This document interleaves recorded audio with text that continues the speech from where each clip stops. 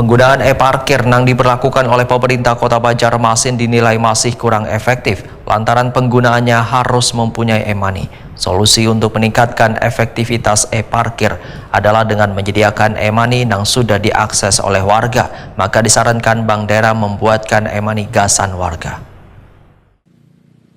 Penggunaan e-parkir yang diberlakukan oleh pemerintah Kota Banjarmasin dinilai masih kurang efektif lantaran penggunaannya harus mempunyai e-money. Salah satu masalah utama adalah keharusan pengguna untuk memiliki e-money yang dapat menjadi hambatan bagi sebagian warga.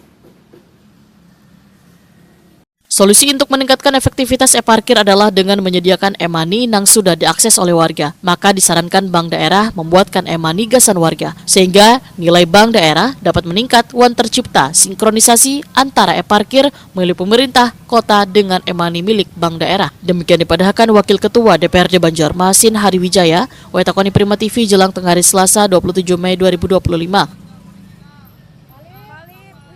Politisi Partai Amanat Nasional ini menyatakan pentingnya sinkronisasi antara e-parkir milik pemerintah kota dengan e-money milik Bank Daerah, maka proses pembayaran parkir dapat menjadi lebih efisien dan efektif.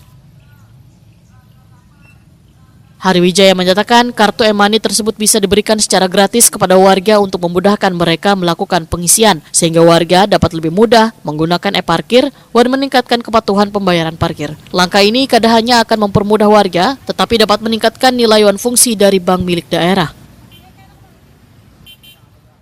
Idealnya kalau pakai e-parkir, masyarakat Kota Banjarmasin, apalagi masyarakat yang memang sering menggunakan fasilitas parkir, mereka harus mempunyai e-money.